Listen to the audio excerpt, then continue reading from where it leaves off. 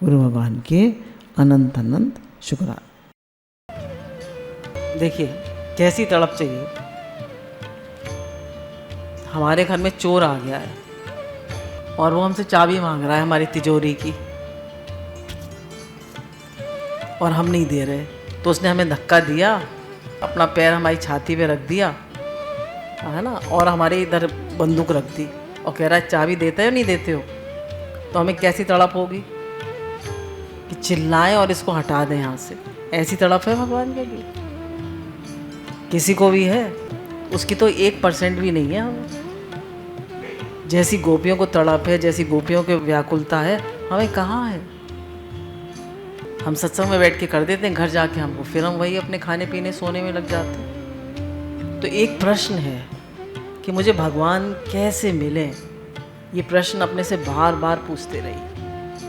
हम सब के लिए है ये, केवल आपके लिए नहीं, मेरे लिए भी है कि भगवान हमें कैसे मिले, भगवान से प्रेम कैसे हो। ये व्याकुलता, ये बार बार अपने से कहते रहिए, भगवान से प्रेम कैसे हो, भगवान कैसे मिले। हे नाथ आपका कैसे मिलन हो, आपसे प्रेम कैसे बढ़े। एक व्यक्ति ने अखंडानंद जी से जाकर कहा कि मेरा भगवान से प्रेम कैसे बढ़े। तो उन्होंने कहा मुझसे पूछ रहे हो ये प्रश्न, तुम जाके वृंदावन के एक एक पेड़ से पूछो, एक एक पत्ते से पूछो, और इस प्रश्न को दोहराते रहो मन में कि भगवान से प्रेम कैसे हो, भगवान कैसे मिले। हम दोहराते हैं? दोहराता है कोई? नहीं दोहराते। तड़प नहीं है, शौक नहीं है भगवान के लिए, इसीलिए तो नहीं मिलते हैं। वो तो सत्संग में आते हैं, बैठते हैं, तो थोड़ा थोड़ा शौक गुरु पैदा करते हैं। जिसका संग करेंगे, जैसा संग वैसा रंग, है ना। जिसका संग करेंगे वो वैसे ही रंग चढ़ेगा। तो गोपी का स्वरूप क्या है? प्यास और तृप्ति। अगर प्यास होगी तभी तृप्ति आएगी। भगवान के लिए प्यास, भगवान मिल गए हमें, पर में तो तड़प ही नहीं है भगवान की, तो तृप्ति आएगी? नहीं आएगी। तो गोपियों को इतना विरह है, इतनी प्यास है। राधा रानी को सबसे ज़्यादा प्यास है। प्यास ही जानो राधा रानी को रूप। तो राधा रानी का रूप क्या है? प्यास, तड़प। तो वो भगवान के लिए तड़पती रहती है। भगवान क्यों उनके पास बार बार जाते हैं? क्योंकि वो सबसे ज़्यादा भगवान के लिए तड़पती है। आपके अंदर में तड़प होगी भगवान के लिए तो भगवान आपके पास भी आएंगे। गोपी कहती है ये तो तुम जो हमसे कहते हो कि लौट जाओ, तो कौन बोलेगा ऐसा? मिट्टी कभी कहेगी घड़े से कि तुम मत मिलो? गोपियाँ कह रही हैं भगवान से कि ये जो तुम कहते हो कि लौट जाओ लौट जाओ, कभी मिट्टी घड़े से कहेगी कि लौट जाओ? हम कहते हैं घड़ा रखा रहे मिट्टी जाए, ऐसा होगा कभी? भाई घड़ा है तो मिट्टी है तो घड़ा है, एक है ना। तो हम तो आपसे एक हैं, आप कैसे कह रहे हो लौट जाओ? सत्ता आकार से बोलेगी कि तुम हमसे मत मिलो, चेतन स्फुरणा से कहेगा कि तुम हमसे मत मिलो, आनंद का समुद्र तरंग से कहेगा कि तुम हमसे अलग रहो, सागर कहेगा लहर से तुम मुझसे अलग रहो। बताइए, लहर सागर से अलग रह सकती है? नहीं रह सकती ना, एक ही है दोनों। नारायण तो कृष्ण प्रसीद प्रसन्न हो जाओ। प्रसन्न होने का अर्थ है, कह रही हैं भगवान से कि आप प्रसन्न हो जाइए, हमसे आप प्रसन्न हो जाइए। प्रसन्न का क्या अर्थ है? प्रसन्न का अर्थ है निर्मल। देखो जैसे हम निष्कपट भाव से तुम्हारे पास आई हैं, तुम भी निष्कपट भाव से हमसे मिलो। जैसे हम बिल्कुल निष्कपट भाव से आई हैं, वैसे ही निष्कपट भाव से आप हमसे मिलो। तो जैसे हम घड़े को मिट्टी से अलग नहीं कर सकते, चांद को चांदनी से अलग नहीं कर सकते, तरंग को सागर से अलग नहीं कर सकते, ऐसे हम आपसे अलग नहीं हो सकते। तो हे भगवान आप हमसे प्रसन्न हो जाओ। गोपियाँ भगवान से प्रार्थना कर रही हैं, आप हमसे प्रसन्न हो जाओ। कृष्ण की लीला बड़ी अद्भुत है। वह प्रसाद के पहले विषाद देते हैं, पहले विषाद होवे तब प्रसाद में आनंद आवे। कह रहे भगवान की आदत है कि पहले प्रसाद से, प्रसन्न होने से पहले वो विषाद देते हैं, तड़प देते हैं, विरह देते हैं। देखते हैं इसे कुछ प्यार व्यार है नहीं है हमसे, या ऐसे ही आ गया है बस। तो पहले भगवान विरह देते हैं। पर गोपियों को ये बात मालूम नहीं है कि विषाद होने से प्रसाद का रस आता है, पर गोपियों को नहीं पता कि विषाद जब होगा तभी प्रसाद का आनंद आएगा। जब दुख होगा, भगवान के नहीं मिलने का दुख होगा, तभी उनके मिलने का आनंद आएगा। चेतन से कोई वृत्ति लौट जाएगी, कृष्ण कोई गोपी लौट जाएगी। रस में कौन लौट कर जाएगा? भाई रस मिल रहा हो, मज़ा आ रहा हो, सब नाच गा रहे हो, तो कौन लौटेगा? कोई जाएगा? कोई नहीं जाएगा। यहाँ लौटने का तो सवाल ही नहीं है, परंतु गोपी इसको समझती नहीं, इसलिए वह बोली प्रसन्न हो जाओ। गोपी नहीं जानती कि पहले भगवान विषाद दे रहे हैं और फिर प्रसाद देखें। वो समझ नहीं रही है, तो इसलिए वो घबरा रही है कि क्यों कह रहे हैं लौट जाओ लौट जाओ। कह रहे हैं प्रसाद का मतलब क्या है? एक तो पर्दे को फाड़ दो। हमारे और तुम्हारे बीच में जो पर्दा आ गया है, हम किसी कह रहे हैं ये जो हमारे और तुम्हारे बीच में पर्दा आ रहा है, गोपी कह रही है उसको फाड़ दो। अब कौन सा पर्दा आ गया है कि हम किसी गोप की बेटी हैं, हम किसी गोप की पत्नी हैं, हम किसी गोप की माँ हैं, हम किसी गोप की बहन हैं। ये जो तुम हमको पराई समझकर उनके पास लौट जाने को कहते हो ना, और अपने पास रहने से रोकते हो, हमको पराई समझते हो, इस पर्दे को फाड़ डालो। गोपी कह रही हम तो आपकी हैं, ये तो हमें रोल मिले हैं, पत्नी का, माँ का, बेटा बेटी का क्या मिला है? हमें रोल मिला है, या हम असल में यही हैं? रोल मिला है। तो गोपियाँ क्या कह रही हैं कि ये तो हमें रोल मिले हैं, हम असल में तो हम आपकी हैं, असल में तो हम भगवान के हैं। ईश्वरंच जीव अविनाशी, चेतन अमल सहज सुख राशि, हम तो आपके हैं। हमको पराई मत समझो, अपनी समझो। और दूसरी बात यह है कि हम चलकर तुम्हारे पास आई हैं, माने तुम यहाँ खड़े हो त्रिभंग ललित भाव से, वहाँ मत खड़े रहो और चलकर एक गोपी के पास, एक एक गोपी के पास आओ और उनसे मिलो। तो पहली बात क्या कह रही है? हमें पराई मत समझो, पर्दा फाड़ दो इसका, हम तो तुम्हारी हैं, हम पराई वराई नहीं हैं, हम किसी गोप की पत्नी, माँ, बहन, बेटी नहीं है, हम तो आपकी हैं। उन्होंने सारे संबंध काट के कह दिया हम तो भगवान के हैं। फिर दूसरा क्या कहती हैं कि हम आपके पास चल कर आए हैं, अब आप हमारे पास चल कर आओ। तीसरा क्या कहती हैं? अब हमारे आस्वादन के माने हमारे मन में जो दुख है उसको भगा दो। कह रहे हमारे मन में जो आपसे मिलने की तड़प है, अब आप हमसे मिलकर उस दुख को भगा दो, उस दुख को ख़त्म कर दो। और जैसे तुम मक्खन खाने के लिए मचलते हो कि हमें माखन दे दो, माखन दे दो, उसी तरह हमारी ओर आओ और हमारे दुख को मिटा दो। ये 3 काम करो तो हम समझेंगे तुम प्रसन्न हो। एक तो ये पर्दा हटा दो परायेपन का, दूसरा हमारी ओर चल कर आओ, और तीसरा जैसे तुम ललक के मक्खन खाते हो, है ना, खुश हो के ललक के, ऐसी ललक के हमारे पास आ जाओ तो हम समझेंगे तुम प्रसन्न हो। कृष्ण ने कहा नहीं बाबा, अभी तुम्हारे अंदर व्रजन है, तुम हमसे नहीं मिल सकती। जब तक लोहे में जंग लगा होता है तब तक वह चुंबक से नहीं खींचता। जंग छुड़ावो, मैल छुड़ावो, कुछ संस्कार शेष हैं, कुछ वासना शेष है। तो बोली कि तुम तो व्रजी नारदन हो। व्रजी माने पाप, अपराध, दुख।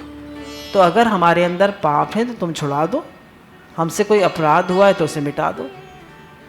तो कृष्ण जी क्या कह रहे हैं, भगवान जी क्या कह रहे हैं कि जैसे लोहे में जंग लगी हो तो वो चुंबक उसे खींच नहीं सकती, ऐसी तुम्हारे कुछ पाप हैं, अभी तुम्हारे कुछ संस्कार हैं जो तुम्हें हमसे मिलने नहीं दे रहे। तो भगवान वो कह रही भगवान आप तो व्रजी नारदन हो, मतलब सब पाप को और दुख को हरने वाले हो, तो आप अपराध मिटा दो। जैसे पत्नी से कोई गलती हो जाए, पत्नी के श्रृंगार में कुछ गड़बड़ हो जाए तो पति उसको ठीक कर देता है, उसकी योग्यता में कोई कमी हो तो उसे दूर कर देता है। तो असल में गोपी के अंदर कोई अयोग्यता नहीं है और भगवान परीक्षा भी नहीं ले रहे हैं। कह रहे हैं गोपी के अंदर कोई अयोग्यता भी नहीं है और भगवान उसकी परीक्षा भी नहीं ले रहे हैं। भगवान हमारी परीक्षा लेते हैं कभी? आप लोग क्या कहते हैं, जब दुख आता है तो भगवान हमारी परीक्षा लेते हैं? क्या कहते हैं? कृपा करते हैं। बताया दुख भी है, कृपा है, क्योंकि दुख ना आवे तो मनुष्य भगवान की तरफ बढ़े भी ना। अगर भगवान ने गोपियों को वियोग ना दिया होता तो कौन उनके प्रेम को समझता? नहीं समझता ना कोई।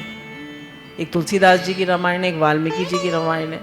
तुलसीदास जी के रामायण में राम जी का चरित्र गाया गया है और वाल्मीकि रामायण में सीता जी का।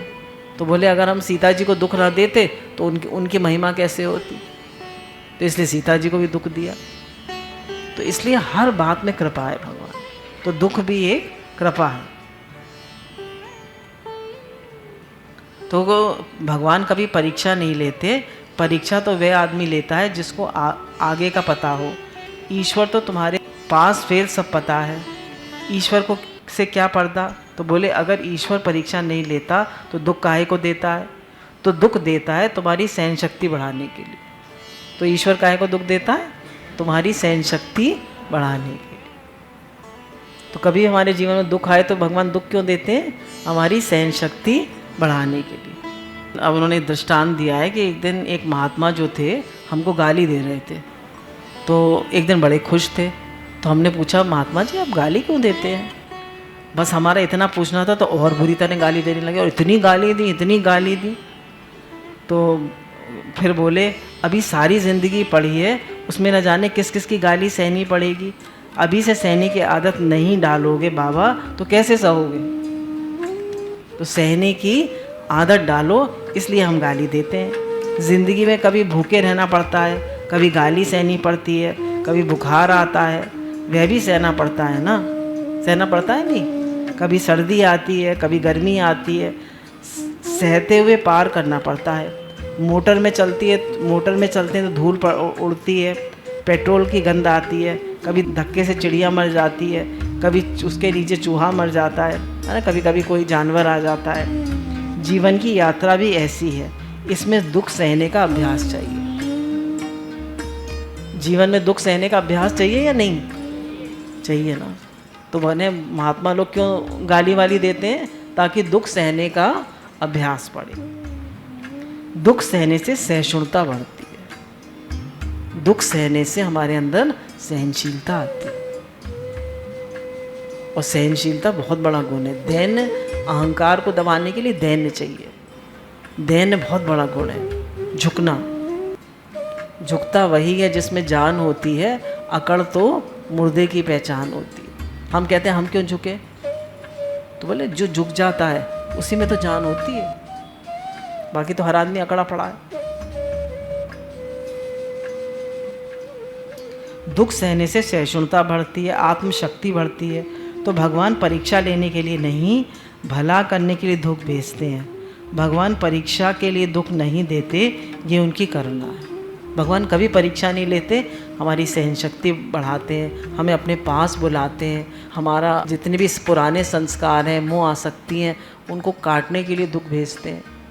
भगवान कभी परीक्षा नहीं लेते। भगवान हमसे प्रेम करते हैं, इसलिए दुख भेजते हैं। भगवान कह रहे हैं हम जब भी दुख देते हैं किसी को तो ये उनकी करुणा होती है ना। हमारा सहनशीलता बढ़ाने के लिए, हमारी सहन शक्ति बढ़ाने के लिए, हमारा प्रेम बढ़ाने के लिए उनकी करुणा होती है। एक शील होता है, एक सत्य होता है। देखिए सत्य होता है, ये अलग पॉइंट है थोड़ी सी। सत्य क्या होता है, भाई हम सच बोल रहे हैं। और शील क्या होता है, शील होता है हमें पता है कि हम सच, ये बात सच्ची है, फिर भी हम चुप लगा जाते हैं, सह जाते हैं कि नहीं कोई बात नहीं, अगर हम सच बोलेंगे तो लड़ाई हो जाएगी, इनको बुरा लग जाएगा। ठीक है, होता है नहीं होता है। पर जो थोड़े से ईगोइस्टिक होते हैं, कहते हैं नहीं सच्ची बात तो हम कहेंगे। तो सत्य बड़ा है कि शील, और हम लोग क्या बोलते हैं, सत्य। सच बोल रहे हैं भाई, सांच को आँच नहीं। तो कहने सत्य से भी बड़ा शील है। कोई बात सच्ची भी है पर आपको लगता है सामने वाले को बुरी लगेगी, भाई जली हुई रोटी दे दी, अब उसने आपको जली हुई रोटी दे दी, पर आप सह जाइए, कोई बात नहीं, जली हुई खा लेते हैं आज, कोई बात नहीं, ज़्यादा थक गई है, ज़्यादा काम है बहू को आज, तो जली हुई दे दी। रोज है ना जली हुई खिलाती है। तो एक दिन अगर आपने सह लिया तो क्या हो गया, तो कहने की शील है, प्रेम है।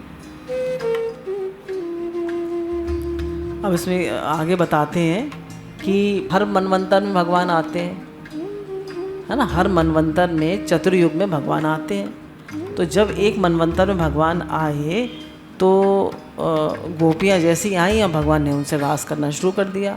तो सारे देवी देवता कहने लगे हमारे साथ भी रास करो। तो भगवान ने कहा कि ये क्या हुआ। तो भगवान ने गोपियों का प्रेम जो था उसको प्रकट होने का अवसर ही नहीं दिया था। भगवान ने क्या किया, जैसी गोपियाँ आई तो रास करने लगे एक मनवंतर में, तो उन्होंने उनके प्रेम को प्रकट होने का अवसर ही नहीं दिया। उनके हृदय में जो भाव था उसको प्रकट करने का मौका ही नहीं दिया। ऐसे ही रास करने लग गए उनके साथ। इसलिए अब की स्थिति में कृष्ण ने ऐसा किया कि पहले जो गोपियों के दिल में है उसको पहले जाहिर करवा लो। पहले रास नहीं किया, तो सब उनके पीछे पड़ेंगे हमारे साथ भी रास करो। पहले गोपियों के दिल में तो क्या है उसको तो प्रकट करा ले। तुम इतनी तपस्या करने को तैयार हो, तुम्हारे दिल में इतना त्याग है, इतना प्रेम है भगवान से कि सब कुछ छोड़कर उनके लिए आए हो। जिसे लोग सीख लें कि गोपियों का हृदय में कितना प्रेम है, जिसके कारण भगवान को उनके साथ रास करना पड़ा।